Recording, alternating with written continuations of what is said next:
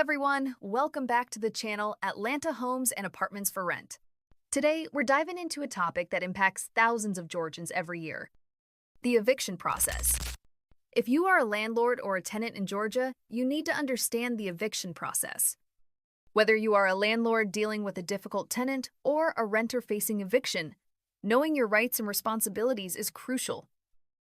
In this video, I'll walk you through the entire eviction process in Georgia, step by step, from giving notice to a final eviction order. Before we begin, here's a quick disclaimer. I am not an attorney, and this video is not legal advice. This content is for informational purposes only. If you're dealing with an eviction, I strongly recommend consulting a qualified real estate attorney or fair housing authority in your area.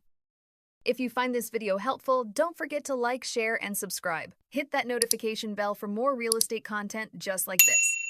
Now let's get started. In Georgia, landlords can't just evict tenants because they want to. There must be a legal reason, which typically falls into one of these categories. Non-payment of rent.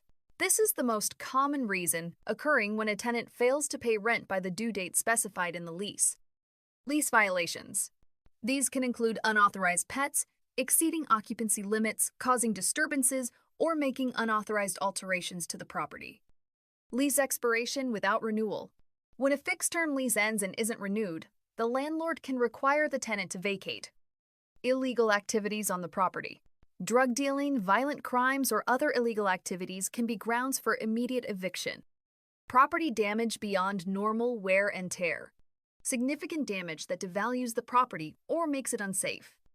Let's look at some specifics about these grounds. For non-payment of rent, Georgia doesn't have a specific grace period mandated by state law.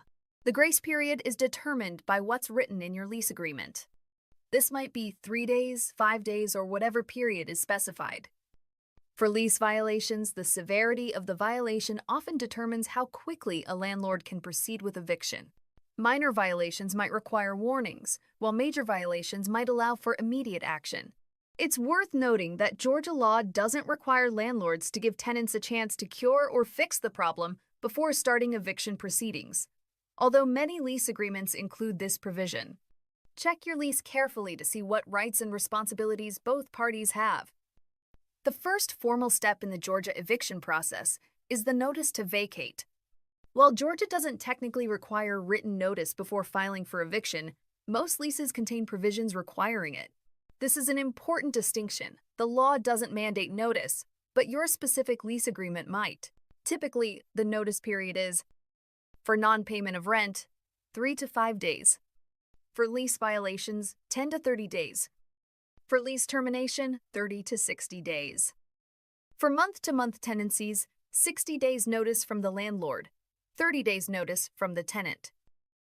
The notice should clearly state the tenant's full name and property address, why the tenant is being asked to leave, be specific about which lease term was violated, exactly how much time they have to vacate, include the specific date, what they can do to stop the eviction, if applicable, the landlord's contact information, the date the notice was delivered. For example, in a non-payment case, the notice might state that the tenant can pay all past due rent within a specific time frame to avoid eviction.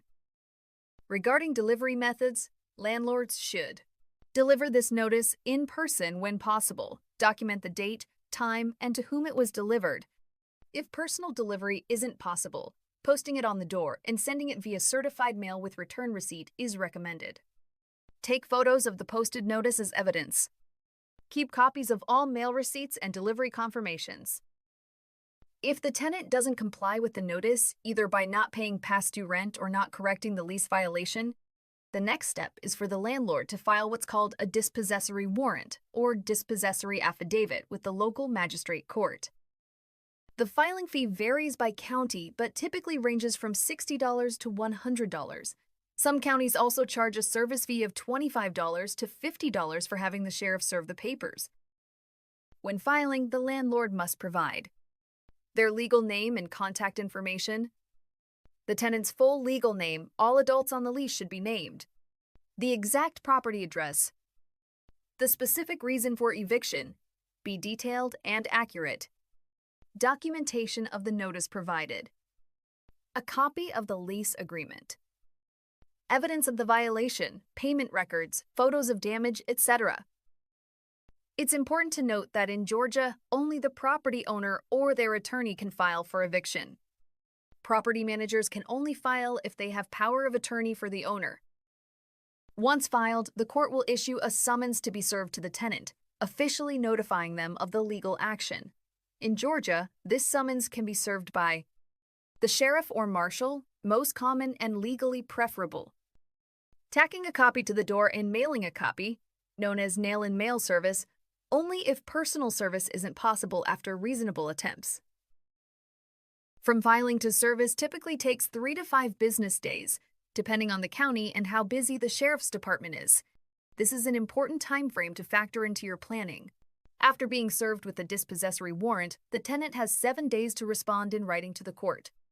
This is a strict deadline that includes weekends and holidays, with the exception that if the 7th day falls on a weekend or legal holiday, the deadline extends to the next business day. The tenant has several options. Pay all past due rent in non-payment cases. This must include all rent owed plus court costs. When the tenant pays, they should get a receipt and file an answer stating they've paid.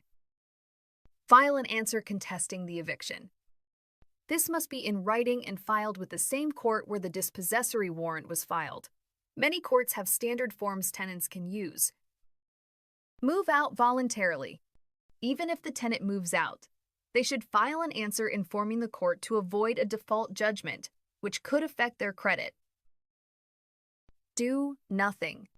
This will result in a default judgment, allowing the landlord to obtain a writ of possession immediately after the 7-day period ends. This is the worst option for tenants. If the tenant files an answer, they must state their specific defense against the eviction.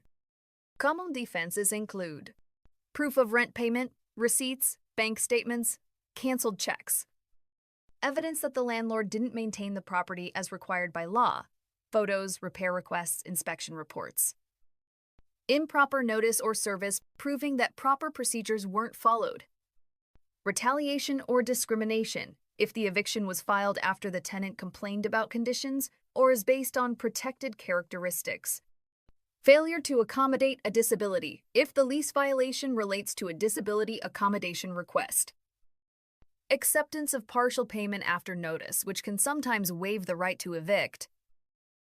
In Georgia, tenants who wish to contest the eviction must pay rent into the court registry while the case is pending, unless they can prove that repairs are needed that justify withholding rent.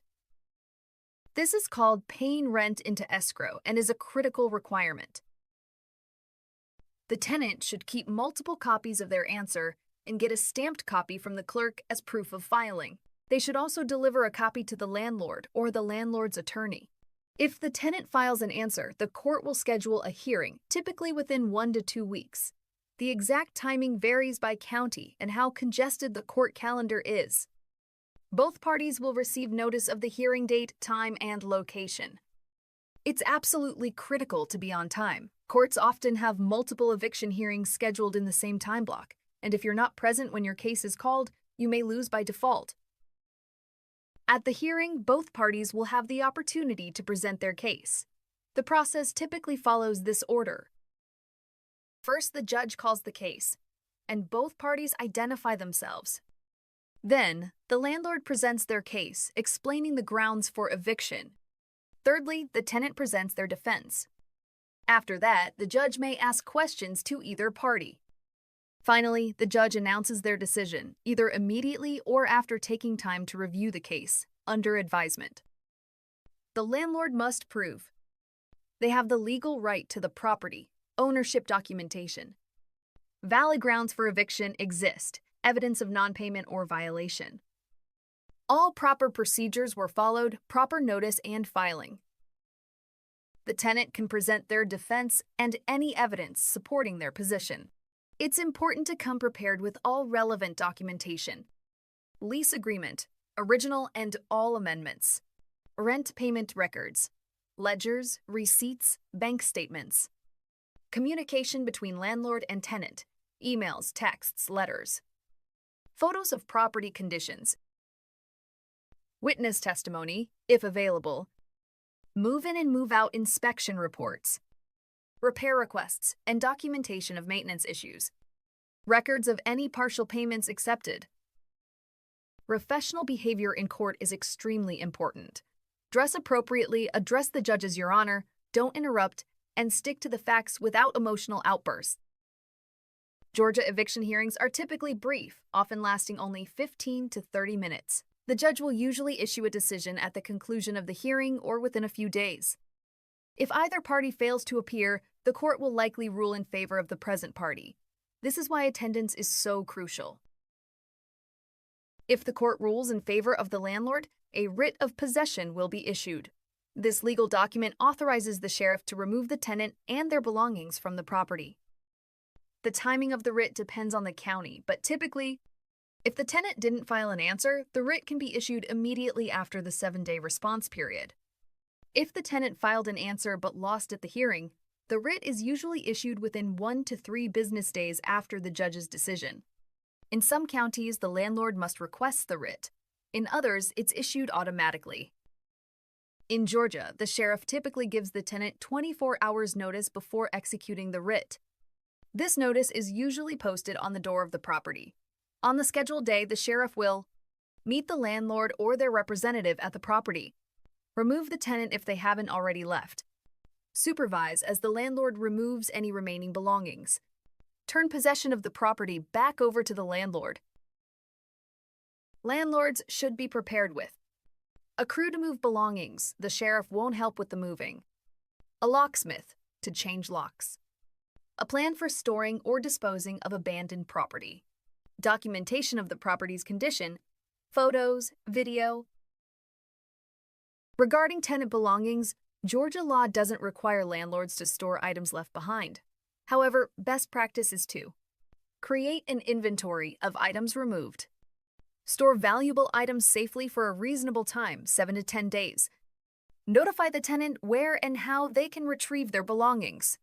Document all attempts to contact the tenant about their property. Only the sheriff can physically remove a tenant. Landlords cannot change locks, remove doors, shut off utilities, or take other actions to force a tenant out. These self-help evictions are illegal in Georgia and can result in the landlord owing damages to the tenant. If a tenant returns to the property after eviction, they are trespassing, and the landlord should contact law enforcement rather than confronting them directly. In addition to eviction, landlords can request a money judgment for unpaid rent, late fees, property damage, court costs, and filing fees. To collect on a money judgment, file for garnishment of wages or bank accounts, place liens on the tenant's property, use collection agencies, report to credit bureaus. Tenants should be aware that eviction judgments and money judgments will appear on their credit report and can make it difficult to rent in the future. Some landlords use specialized tenant screening services that maintain records of evictions, even if they don't appear on regular credit reports. If a tenant cannot pay the full judgment at once, they can negotiate a payment plan with the landlord. In some cases, request that the court set up a payment schedule. Eviction judgments typically remain on credit reports for 7 years and can significantly impact your ability to rent in the future. For both landlords and tenants, eviction should be a last resort. Here are some alternatives. For landlords, communication is key. Reach out as soon as the rent is late. Consider payment plans for temporary hardships. Offer cash for keys agreements, paying the tenant to leave voluntarily. Suggest mutual lease termination if the relationship isn't working. Mediation services through local housing agencies. For tenants, communicate with your landlord immediately if you will be late with rent. Know your rights, but also understand your responsibilities. Seek emergency rental assistance through Georgia Department of Community Affairs, local nonprofit organizations, churches and community foundations, county human services departments. Consider credit counseling or financial management assistance. Both parties can benefit from landlord-tenant mediation services. which are often free or low-cost through county dispute resolution centers, legal aid organizations, housing authorities, community mediation services. To summarize the Georgia eviction process, provide notice to vacate if required by lease. File a dispossessory warrant. Allow tenant time to respond. Attend court hearing if tenant contests. Obtain and execute writ of possession. For landlords, document everything in writing. Follow procedures precisely. Be professional and unemotional. Consider consulting with an attorney before beginning the process. Screen tenants thoroughly to avoid problems. Maintain detailed payment records. Respond promptly to maintenance issues. Consider landlord insurance that covers lost rent. For tenants, respond within the 7-day window.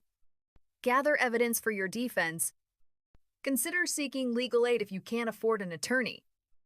Know that paying all owed rent plus court costs usually stops the eviction if done before the court hearing. Keep copies of all payments and communications. Document property conditions regularly. Understand your lease completely before signing. Remember, eviction is a legal process with specific requirements. Cutting corners can cost you time, money, and legal headaches. What other landlord-tenant topics would you like me to cover in future videos? Let me know in the comments below. Thanks for watching, and if you found this information helpful, please like, subscribe, and hit the notification bell to stay updated on future videos. Take care, and see you in the next video.